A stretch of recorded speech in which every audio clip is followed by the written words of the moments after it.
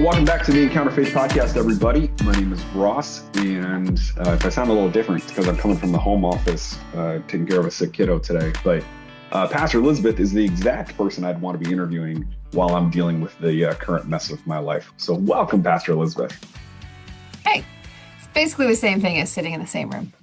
Basically, yes. You dealing with the mess of my life, geography here isn't really changing anything here. So not a factor. Not a factor. But today we're going to be talking about this conversation we're having around Good Shepherd, around the idea of being sent to serve. As you've been listening to this podcast, this series, dear listener, there are several different conversations I would love you to listen back to as we talk about what it looks like to serve as our local church context, how we believe that we respond to what God's asking of us in 2026. But today with Pastor Elisabeth, I want to talk a little bit about how we move forward from this. So one of the things that I'm curious about and that your career speaks to really well is the difference between when folks go, oh, I'm going to serve, and I'm like, I'm going to go do the thing. And then they do the thing, and the thing feels like, did I do anything? Right? Like I think about, did anything happen? Yeah. Like I think about the number of small groups that I've led, and I know obviously you actually having actual oversight. So many of those times you're like, what was that? And then a year goes by and somebody tells you that that's been a transformational experience for them. Yep. To ask a broad question I've asked a couple times in this series, what does serving mean to you? And how do you help folks understand that sometimes serving is going to be this mountaintop that we've talked about before, and sometimes serving is just going to be being present with people? Yeah. When I think about serving, I think about like our mission statement at Good Shepherd of like walking together, like, and we say inviting everyone to walk together in the calling of Christ for a life of eternal impact. And oftentimes we get caught on like the eternal impact piece of serving, like I'm gonna go make big impact. And the first thing that comes to mind for me in serving is not that big impact, although that's certainly a motivator. It's truly that walking together. And I think the reason I gravitate towards that is because I have benefited so much from people who have walked with me. And you could count that relationship, like you could call that serving, from like people who were my small group leader in middle school and high school, and people who gave financially for me to go be a missionary. Like you could count those things, like label them under the category of serving, but as they came across in my personal experience, like it was just people coming alongside of me in various points of my life, mentoring me, helping me, sending me, encouraging me. And it was just community happening. And so like that's where I draw towards when I think about, okay, what is serving?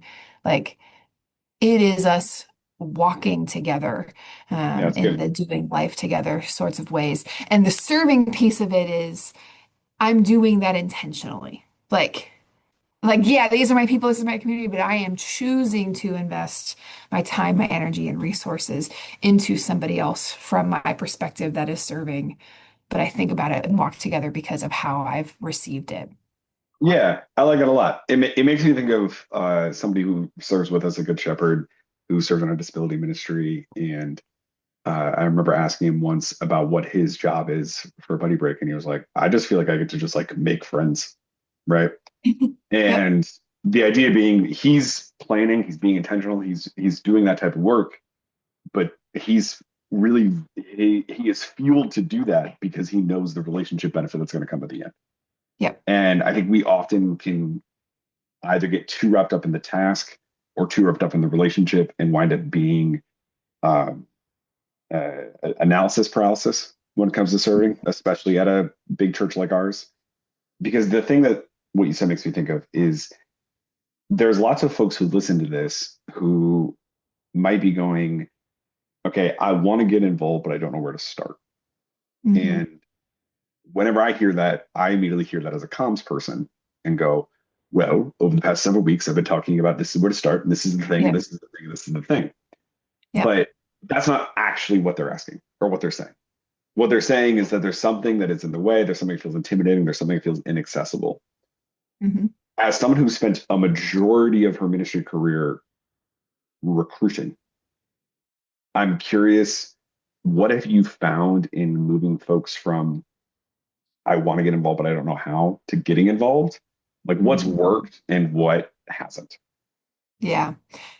Like logistically, leadership wise, like a job description, a Yeah, schedule, sure. um, like pictures or a tour or visualizing. Like what I think that one of the serving questions that often comes up is like, who in your life like impacted you? Like who was someone that invested in you? Who was your favorite small group leader back in the day? And you start to think of that person. But before like you start to imagine that, oh like, oh yeah, then maybe I could do that too. Like that visualizing helps you to put some framework into what that is actually going to look like. And I think sometimes that uncertainty is one of the biggest steps. It's like, this is an every week commitment. Like, what if I can't make it one week? What if I'm on vacation? Like, I don't know. It's like, then we find you a sub. Yeah. Then you tell your small group that you're leading that you went on vacation. Then when you come back, you show them all your pictures. Like, Hmm. that's relationship. That's Hmm. like being around people. But sometimes some of that uncertainty of what's that serving role going to look like, Hmm. um, can be one of those hurdles that you have to try to overcome. Like the busyness, the scheduling, okay, it's not going to work because we have this on Tuesday night and this on Friday night and whatever. Okay, sometimes the scheduling conflict you can't quite get around and you Hmm. have to just pick something else. Hmm. Um, but I think like having an idea of like what you're going to step into Hmm. is like getting helps to get over that hurdle. But also having someone that like shows you how to do it too, that's going to like be like, hey, yeah, you've got these gifts. Come do this thing with me. And Hmm. for those of us that are serving in specific roles that are repetitive ministries and in areas in our community where we're going every week or once a month, like that's one of the biggest things that can like invite other people in. It's just be like, hey, I do this thing on Wednesday night at Hesed House. Like, come with me. You Hmm. really like cooking? Hmm. Come see this thing that I do. And that's then how people also realize they have that same interest. They actually could do that too. Oh, it's not as hard as I imagined in my head. Right. And then it's like, oh yeah, actually, I can see some of the things that are important here. I could see why this is valuable. I can do this for a while. Right. So that's kind of some of the things that I think about. No, that's great. I think what I hear in that too is that there's a lot of folks who sometimes serving feels too transactional, Yeah, and serving, and when it's done right, is incredibly relational. yeah. Because one of the things I'm mindful in hosting a podcast, being the type of person that I am and how God's wired me, and the serving in opportunities that I'm most drawn towards, is all of those involve people. A lot of those involve being in front of said people, and most of them involve the sound of my own voice, right? And there's a lot of folks who listen to that and they're like, I don't want to do that. And I'm mindful, even how you and I talk about this, that there's folks who hear that and go, that's great for you two, because you two spend a lot of time talking. Hmm.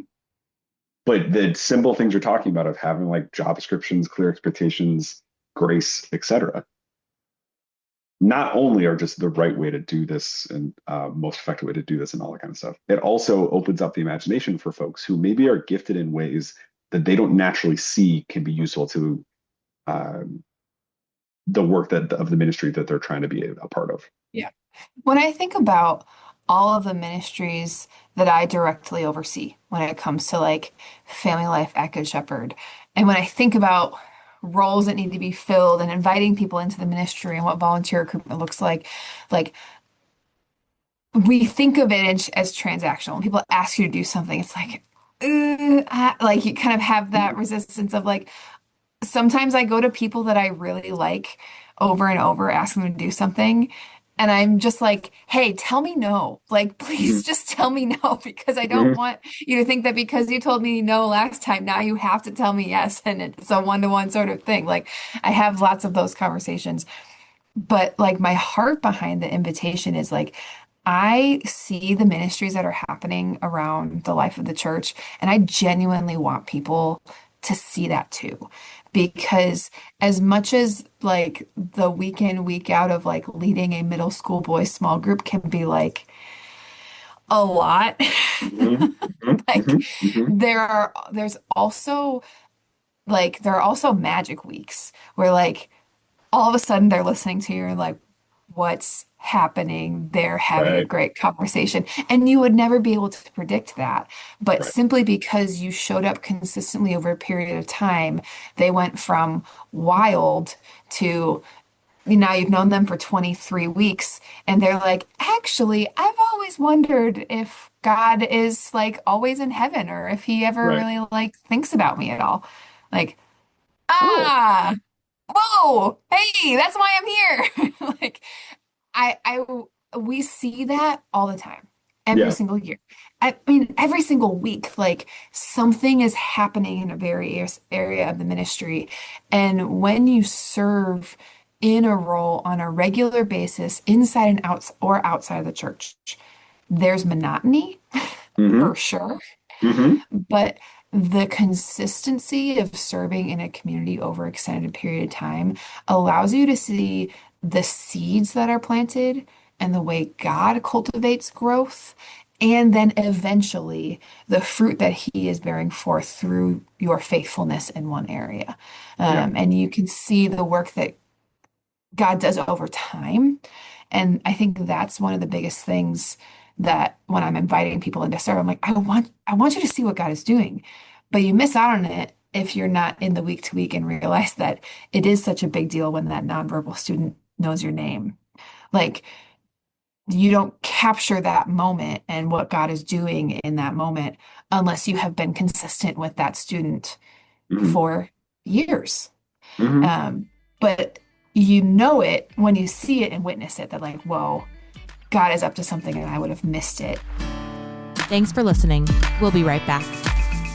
Before we get back to the episode, I want to make sure you're aware of something that Good Shepherd has been doing for a long time, which is partnering with the amazing group of community leaders and individuals who make Hesed House a one-of-a-kind experience, not only here in Illinois, but honestly in the country.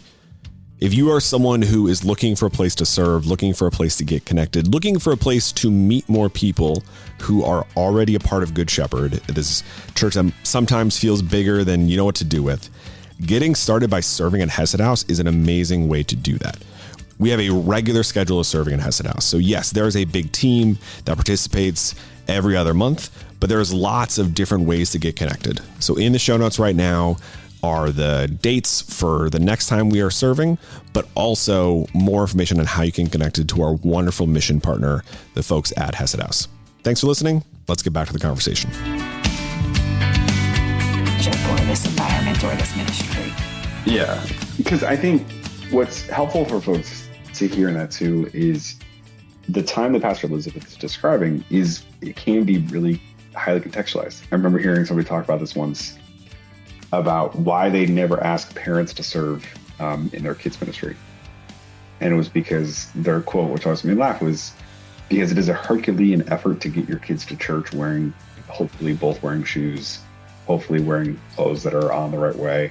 He says as someone who has sometimes not done that and brought his kids to church anyway, right? Yep. And that's clearly some sort of vision policy direction that this church has tried to lean into to help everyone get invested in serving in the lives of their kids' ministry, which is great.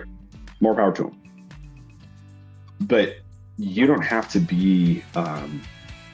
have the credentials that Pastor Elisabeth does or have the opinions that I do and wind up making a meaningful impact in the life of a kid, because by being present and by continuing to be present, you're going to be able to offer something to that kid that Pastor Elisabeth or myself wouldn't necessarily be able to offer. Yeah. And when I think about serving, I think about it a lot through the lens of what my kids get to experience at a church like Good Shepherd, because my kids are growing up in a context where they are so well known not in a like they're under a microscope kind of way, although I'm sure if you interviewed them, they would tell you there's some of that, but because you know them well enough. We talked about this last time you were on. You know them well enough to know what's really going on in their life. A very real story. I can't eat gluten, dear listener, and I was picking up my daughter from Elisabeth's mom's preschool, Montessori school, and she didn't want to send Elise home with the lunch that she was serving her because the lunch had gluten in it, which is adorable and sweet, but speaks to the level of known that my kids get to experience here. And when I think about how I've had those conversations with people having not been here as long, as it starts the exact same way of just like, I just want you to get a taste of what this is. Yeah. Yeah. That I think like, I went in the direction of like, man, like the impact that God does over time is incredible. And sometimes that in and of itself can be a hurdle. You can be like, wait, you asked me to lead this small group once a week on Tuesday nights, and I have to do that forever to see the impact like that. Not really compelling. And I get that. But I think there is some of that learning within us to know that like God doesn't always do quick work. And so when we are invited into spaces where we can form relationships, that's an ability for our own discipleship as well to experience the long-term transformation that can happen. But also, like, impact can happen from saying you'll do something for 1 year, or say you'll do that for one sports season, or for one gap in your schedule, for one summer that you have the ability. There's still worth in doing that, especially in the ways that you think about it for yourself, that are opportunities to say, oh, I developed those skills. Oh, I encountered a community of people I didn't know before, but now I have more information about why loaves and fishes does so much impact in our community. Now I understand why there's such a need here because I served there for 4 weeks. Like there's so much that can happen as well in those short-term increments that we can kind of like gloss over. But I don't want to like miss out on that and just point out that like so much can happen from just like taking a step and saying, I have X amount of weeks, X amount of time, X amount of hours. I will do something with that. And how can It's an God offer. teach me, inform me, and how can I use my gifts or develop my gifts in a way that serves others? Totally. It's an offering. I heard Pastor Andy Stanley talked about that once, where he said the most ridiculous prayer he ever prayed was recognizing that all of the ministry work he could do was only going to be confined to 36 hours for a season because of kids and his wife was doing all that kind of stuff. And he was so earnestly being like, God, what would you do with those 36 hours a week? Like basically he was asking for permission to cut 4 hours out of schedule for some season, as I remember the story. And he reflects on how ridiculous of a prayer it is to ask the God of a universe if cutting 4 hours is okay. And I think there's a lot of wisdom to approaching it of an offering for me, because God's ultimately doing the work, and it reminds me of my own limitations and the humility that I should approach serving. Because I can too often come into places being like, oh, I know how to fix this, when it's not actually a system that needs that. It just needs people. One of the things that I want to make sure we touch on, and it's been mentioned a little bit, but I want to ask you directly about it. There is, for folks like you and I, we will see headlines and different articles or whatever that we would pick up on about, volunteer recruitment and retention. And that kind of language always bugs me a little bit because it limits, or it corporatizes some of what church is up to. And it also creates, it can be triggering for some folks, but to use those handles just for sake of conversation. One of the things that stands out to me about the uniqueness of our culture here at Good Shepherd, but also the teams that I know you have direct influence over particularly, is there are so many folks who skeptically said yes to those Tuesday night small group situations for a year. And now it's 10, 15, 25 years later, and that's still what they're doing. Yeah. And Yeah. all of the caveats, all of the sort of pump the brakes that Pastor Elizabeth and I have been describing, I do think it's also helpful to tell that story of what about how ministry is run when it's run at its best allows for so many of the people you and I could name to go, oh no, I'm going to keep coming back year after year after year. Yeah. Um, I think the, the volunteer like recruitment intention retention, it's always like eye grabbing, attention grabbing. I'm like, yeah, that's what I'm doing. I need help with that. Like, I need more people. Mhm. But the way that I see it and the way I think about it for us as a church is like we're building our teams. Like we're recruiting people that we want to do ministry with, that we Right. enjoy doing life with. That like when free time comes around and the middle schoolers are in the other corner of the gym, I get to catch up with someone I genuinely enjoy being around for Sure. 15 minutes and get to hear Sure, sure, about sure. the things going on in their life. Um, and that that heart is shared across our teams.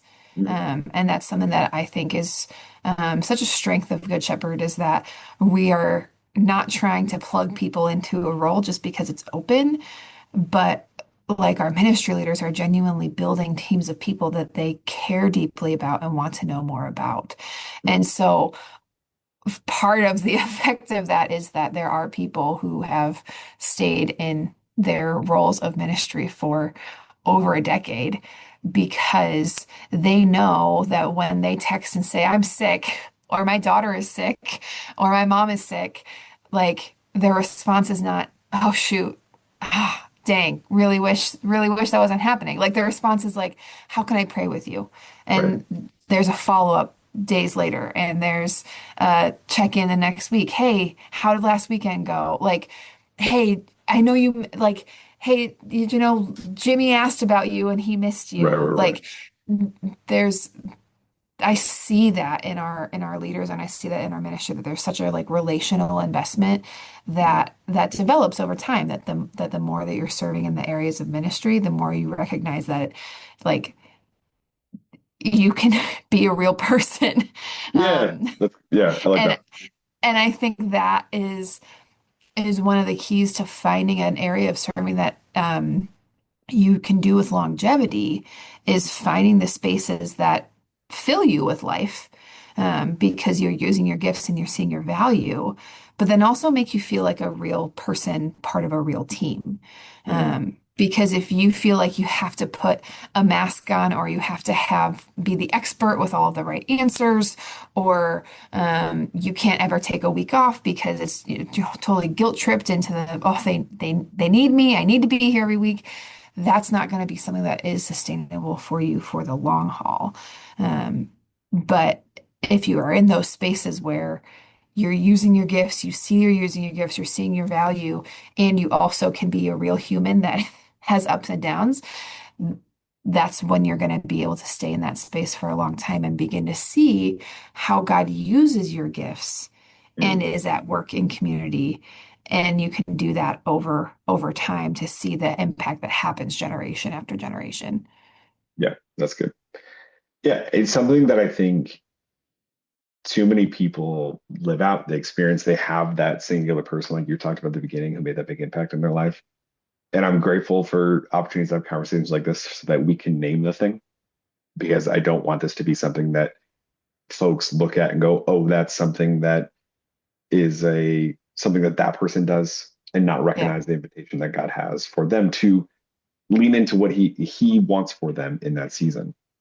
Yeah. And Um, it's another reason why serving and walking together are really attached for me because being part of the body of Christ, being part of a community, like an active part of a community, is more than just showing up and feeling welcomed, but it's being part of the people that welcome others in. And that's why the walking together is so like such a connector for me because like it's not a quick fix. We're not sprinting. Like we're walking a marathon. Mhm. We're doing that together, inviting people to come along with us and see the ways that we do life and being people that like, hey, we're invited in. We get to be part of this group. And also I'm going to bring other people along with me. And that serving is that cyclical nature of as well of like, I am being served by being part of this community. How can I then also be active in the dynamics and the life within this community that I'm using my gifts to invite others to come together with us as well?